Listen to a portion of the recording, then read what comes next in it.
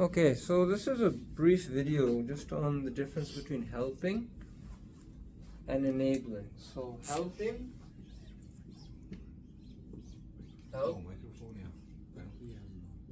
Yeah, it's okay.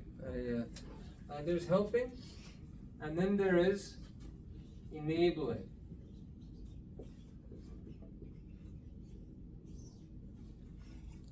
Helping and enabling. Helping. So the question we have to ask ourselves, if we're looking after someone with addiction, if our friend is in addiction, if our family member is in addiction, or if we are, the question is always the same. Am I helping or am I enabling? Helping is healing. Okay? Helping is supporting healing. Helping leads to healing.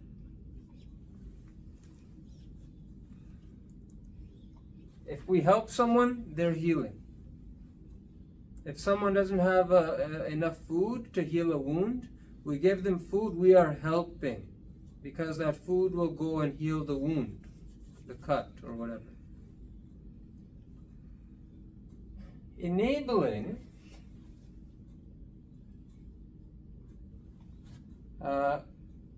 makes the wound worse. So it's not healing, it's the opposite of healing. It is wounding. Right? Healing, the wound gets smaller, better, less painful. Wounding, the wound is getting deeper, harder to heal, takes longer. Enabling is wounding. A lot of people think, oh, no, I'm not going to say anything. My buddy relapsed, I think. I've never seen him drink. But all the signs are there, but I never saw him drink. So it's his problem, it's his thing. I'm just going to do the best I can. The thing about enabling is that it's not just not helping. Hiding someone's relapses is not just not helping, it is wounding. You are making that person sicker. And it's not possible to wound someone and not be wounded yourself. You can't hurt someone and not get hurt yourself. It's very important to understand that. You hurt somebody, the law of physics is every action will result in an equal and opposite reaction. And it goes the other way too. If you're healing, if you help someone else heal, you heal yourself too. That's the basis of the AA. That's the basis of recovery community, such as what we have at NAM. Is when we are helping someone heal, we help ourselves heal. You know, I help everyone at NAM heal, but most of all, I help myself heal. It goes both ways. You know, when you help someone heal, you know what they start doing? They start praying for you. Right? Because they have nothing else to give you. So they start praying for you. It's a beautiful thing. It's a powerful thing, actually. I don't want your gift. I don't want anything. I'll take your prayers, though. Why not? Enabling, people think it's just about the other person. Oh, okay. Buddy's drinking in the room next door. You know what? He's had a hard life. It's tough out there. Just he'll just talk to him nicely, and he'll figure out his own thing. And day after day, isn't that how you get 20 years of drinking? Is one day, oh, I'll quit tomorrow.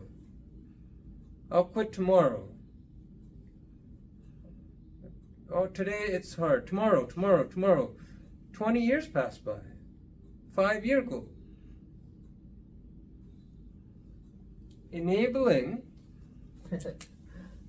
makes the time go real fast. Time flies.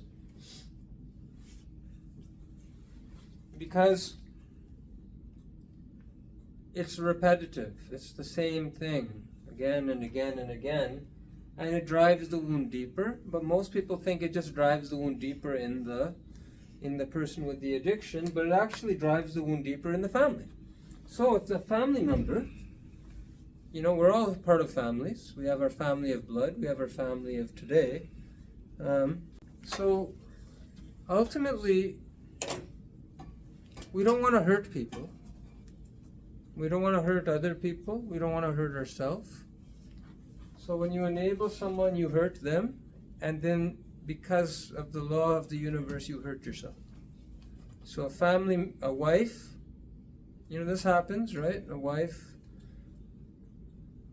hides her husband's drinking from everybody. What will people say? Or she gets some alcohol so he doesn't go through his shakes. And so the end result is she gets hurt badly. If wives just threw the husband out very early, he would get better a lot faster. But they don't. They wait 20 years. They wait till the kids get into their 15s and 20s.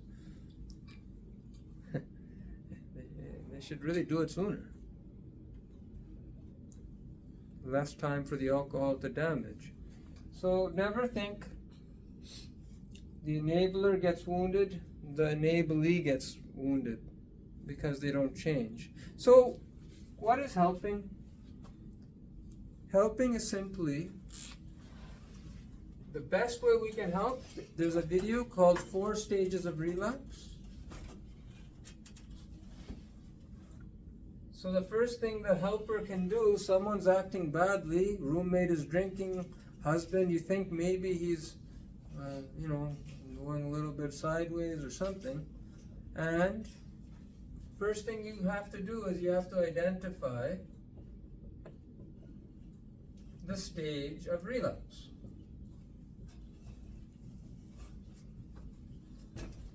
So, pata karo. What is the stage of relapse of the person? If they're drinking, that means they're mentally relapsed. Or they're physically relapsed.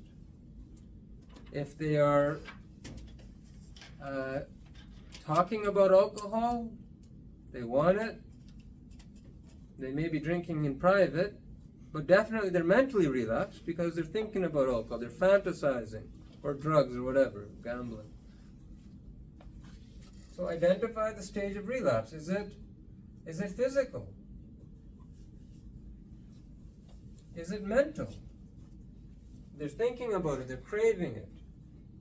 Is it emotional? Are they just disturbed? Or is it self-therapy? Where they're fine, but they stop doing the practice. They're not drinking, they're not bothered, but they're not making their bed anymore. They used to do that. You cannot be well in your mind if you're not making your bed, if you're not showering, if you're not having a daily practice of hygiene of yourself and of your surroundings. You cannot be well. If I go into any of your bedrooms and I see a state of chaos, that's the state of your mind. It's not possible for you to have a messy room or a messy house and not be messy in your head. We call that self-therapy relapse. And people think that's, I'm having a bad sort of cleanliness day. I'm fine. So if you want to help someone who has a problem, you have to figure out what level of relapse are they? Because if it's a physical relapse, you suspect it, or you know it, you think it, you should talk to somebody. You should tell the person, hey, I think you relapsed. He might say, oh my God, yes, I did. Feel so much shame, stop it right there, and go back into his recovery. It might happen. It's likely to happen if they're in recovery.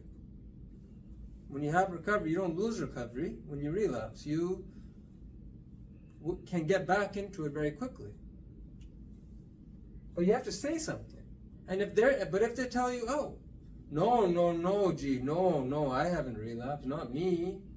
No relapse here.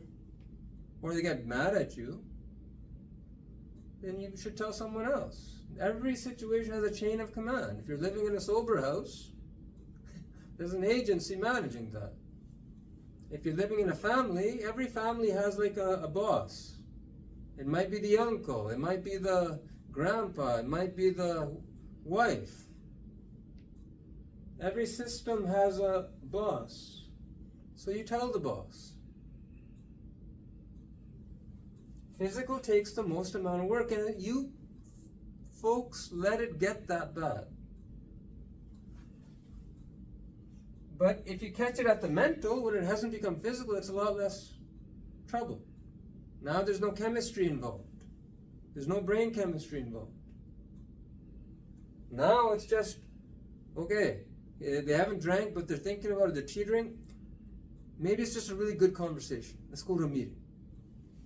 Let's shift it somehow. But if it gets to the point that a person whose life has been destroyed by alcohol is now thinking about alcohol, chances are it's going to take a lot of effort to shift that. It may or may not be possible. If you catch it at the emotional, so they're disturbed, but it hasn't come to their mind that the alcohol is there, or the drug or whatever, right? I'm just talking about alcohol. Then maybe they're bothered, so they're stressed, help them get unstressed. And it may just be a conversation. You need less effort. But the best of all is when they are fine, but you notice they're not meditating as like they usually do. Because then it's really easy. Because they're not upset. You can tell them, hey, buddy, I think you just, I noticed you didn't make your bed. Is that a self-therapy relapse? Talk to them when they're well and make these plans. Make these plans when they're good. when they're in a good state. Hey, when I notice you haven't made your bed today, what do you want me to do? You want me to tell you? What do you want me to do? In case it happens. A lot of times it's just, hey, let's go sit together. It takes less effort. So stress is way more the higher level the relapse. The effort it takes to get them out is way more. This is like 100 times more, 1,000 times, let's say. 1,000? 100 times more effort. If it's mental relapse, to sort of avert it, 10 times more effort if it's emotional, and just 1 times effort if it's self-therapy. So many people think it's a disease of alcohol, or if it's drugs. It's not. It's a disease of self-therapy relapse. And all of these things that we do when we're not in our daily routine. We start getting really funny. But it starts there. When self-therapy relapse has happened, it takes very little effort to get back on track. At NAM, we teach people about self-therapy. What is self-therapy? Self-therapy is connect to self, connect to others, commit to daily practice.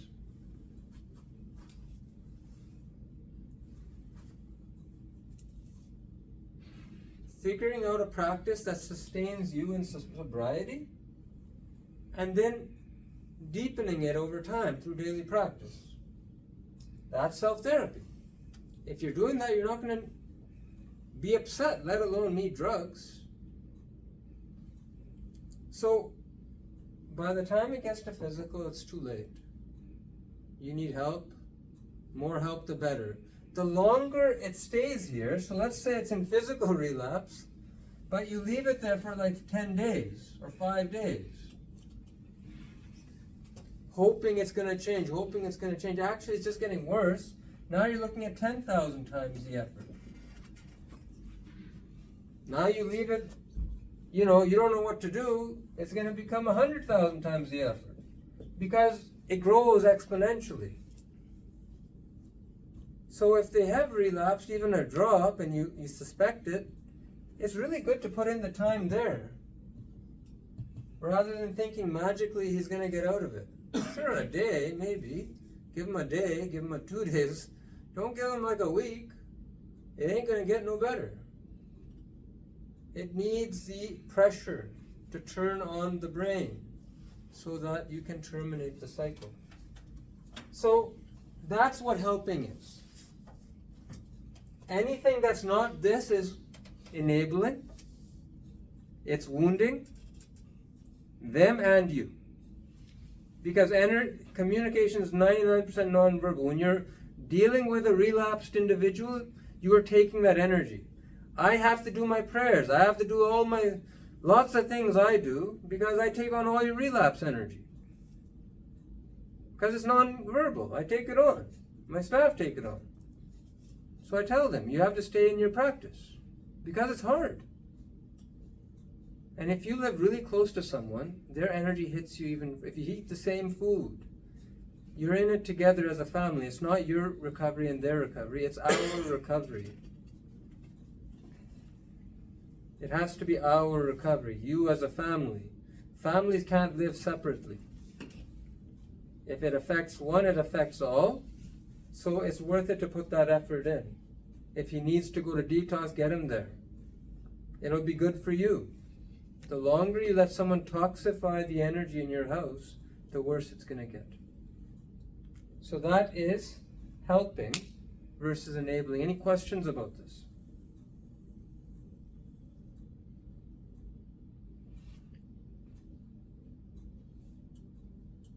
If you don't know self-therapy, there's a video in Punjabi and English.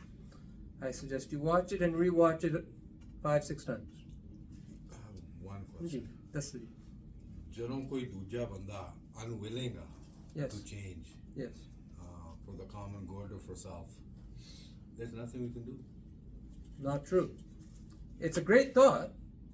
A lot of times we feel helpless, right? We feel helpless because, yeah, you're right. You can't take the bottle out of his hand. That doesn't work. Lots of families try that. They just pour it out. He just buys more. Right? You can't force someone to change, at least that way. But every family has a system of influence. So, for example, a wife is totally allowed to lock her husband out of the house. The police, he might call the police. Chances are he's going to be too drunk to call the police. But you know what? She could do that. And maybe he'll smarten up in the cold a little bit. If he's not listening, you can tell the doctor, you can tell the police if he's being violent or something or dangerous. You can tell his friend. If someone's been engaged in recovery, then there's plans that can be enacted. If it's a roommate and he doesn't want to change, but you're part of some sober living thing, tell the organization. That's not ratting them out. I know that ratting, it seems like ratting, but just remember what I said. Enabling is wounding you and then.